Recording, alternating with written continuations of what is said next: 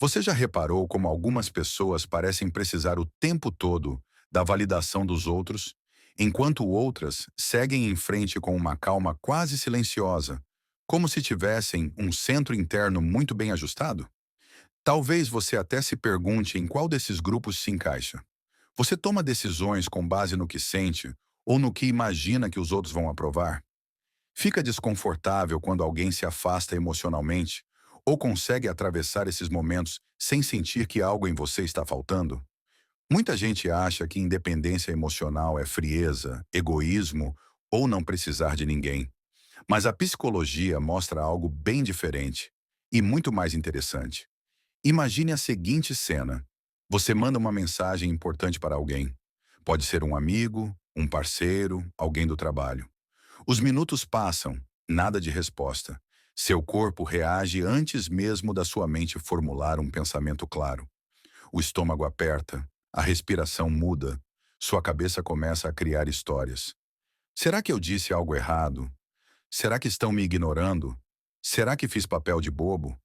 Agora compare isso com outra possibilidade. A mensagem não é respondida.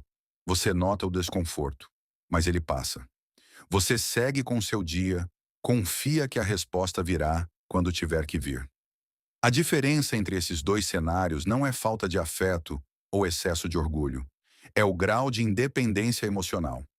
Em termos simples, independência emocional é a capacidade de regular o próprio mundo interno, sem depender constantemente da aprovação, atenção ou reação emocional dos outros. Não significa não amar, não se importar ou viver isolado. Significa que o seu valor pessoal não entra em colapso quando alguém se distancia, critica ou simplesmente não corresponde às suas expectativas naquele momento. É como ter um sistema emocional próprio, em vez de alugar o sistema emocional de quem está ao seu redor. A psicologia do desenvolvimento mostra que essa habilidade começa a se formar muito cedo. Nos primeiros anos de vida, dependemos totalmente dos cuidadores para regular emoções básicas. Quando um bebê chora e alguém acolhe, o cérebro aprende que o desconforto é temporário e suportável. Aos poucos, essa regulação vai sendo internalizada. Mas nem todos passam por esse processo de forma equilibrada. Ambientes imprevisíveis, excessivamente críticos ou emocionalmente ausentes podem ensinar uma lição silenciosa. Eu só fico bem quando o outro me garante que está tudo bem. Se você cresceu precisando adivinhar o humor das pessoas ao seu redor, talvez tenha aprendido a se adaptar demais, a agradar, a se moldar. E isso cria adultos altamente sensíveis às reações externas. Pessoas assim costumam confundir conexão com fusão emocional.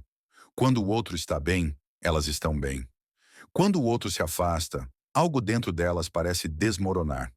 Não porque sejam fracas, mas porque o cérebro foi treinado a buscar segurança fora, não dentro. Por outro lado, a independência emocional costuma surgir quando alguém aprende, consciente ou inconscientemente, que pode sobreviver emocionalmente às próprias emoções. Parece óbvio, mas não é. Muita gente tem medo do que sente. Medo da tristeza, do vazio, da frustração. Então corre para preencher isso com pessoas, mensagens, distrações, relações intensas. A pessoa emocionalmente independente não é alguém que não sente essas coisas. É alguém que consegue sentar com elas. Como quem diz para si mesmo: isso é desconfortável, mas não é o fim do mundo. Eu continuo inteiro. Do ponto de vista neurocientífico, isso tem muito a ver com o córtex pré-frontal, a parte do cérebro responsável por regulação emocional, tomada de decisão e perspectiva de longo prazo. Quando essa área consegue conversar bem com o sistema límbico, onde nascem emoções como medo e ansiedade, a pessoa reage menos por impulso e mais por escolha. Em vez de enviar 3 mensagens seguidas ou entrar em pânico interno, ela observa a emoção, nomeia e deixa passar. Emoções são como ondas. A independência emocional é aprender a surfar, não a impedir o mar. Um erro comum é achar que pessoas emocionalmente independentes não criam vínculos profundos. Na verdade, costuma acontecer o oposto. Como elas não precisam do outro para se sentirem completas, conseguem amar com menos medo. Não se relacionam por carência, mas por escolha. Isso muda tudo. O apego deixa de ser ansioso e passa a ser mais seguro. Relações assim respiram melhor. Não há aquela sensação constante de estar pisando em ovos ou de precisar provar valor o tempo todo. Talvez você reconheça esse padrão em pequenas coisas do dia a dia. Como reagir a críticas? Alguém aponta um erro seu e automaticamente você sente vergonha, raiva ou vontade de se justificar?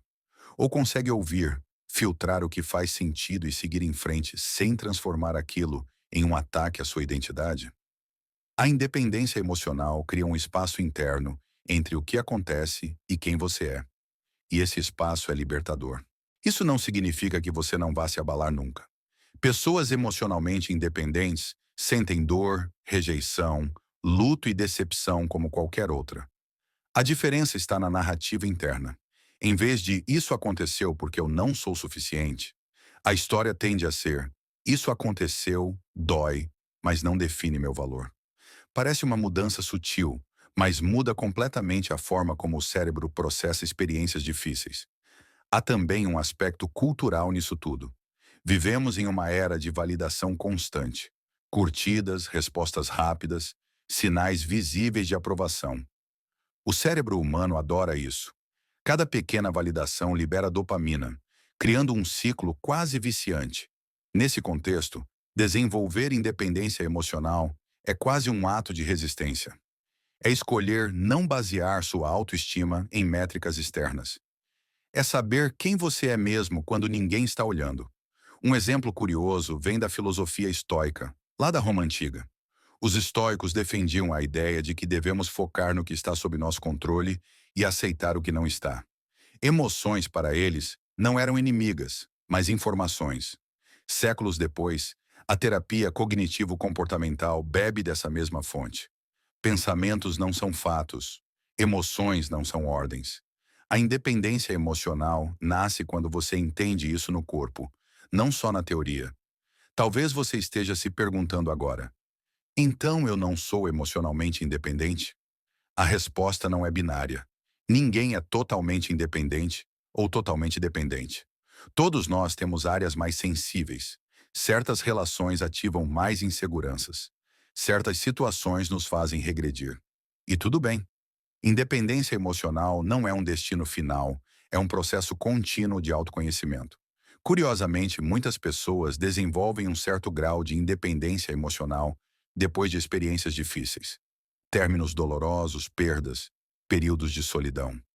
Quando não há ninguém para regular suas emoções por você, o cérebro é forçado a aprender. Não porque quer, mas porque precisa.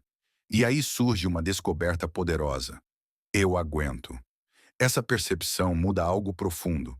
A pessoa passa a confiar mais em si mesma, não de forma arrogante, mas silenciosa.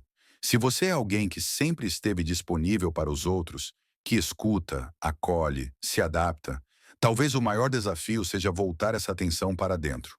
Perguntar: o que eu sinto? Do que eu preciso agora? Sem esperar que outra pessoa responda por você. No início, isso pode parecer estranho, até egoísta. Mas não é. É maturidade emocional. E aqui está um ponto importante. Independência emocional não elimina a necessidade de conexão. Humanos são seres sociais. Precisamos uns dos outros. A diferença é que a conexão deixa de ser uma muleta emocional e passa a ser uma troca. Duas pessoas inteiras se encontram, não duas metades tentando se completar. No fim das contas, ser emocionalmente independente é desenvolver uma relação de confiança consigo mesmo. É saber que você pode sentir profundamente sem se perder, que pode amar sem se anular, que pode ficar sozinho sem se sentir vazio. É carregar dentro de si um lugar seguro para onde você pode voltar quando o mundo fica barulhento demais. Talvez, enquanto você ouve isso, perceba que já é mais independente do que imaginava. Ou talvez veja com clareza onde ainda dói. De qualquer forma, essa consciência já é um passo enorme. Psicologia não é sobre rotular, mas sobre compreender. E quanto mais você entende seus próprios padrões, mais liberdade você ganha para escolher novos caminhos. Se esse tema mexeu com você, vale a pena parar um momento e refletir. Em quais situações você entrega seu poder emocional para os outros? E em quais você já consegue se sustentar sozinho? Se quiser, compartilhe nos comentários. Às vezes, colocar isso em palavras ajuda mais do que parece. E se você gosta de explorar a mente humana de um jeito leve, profundo e honesto, fica por aqui. Esse tipo de conversa continua.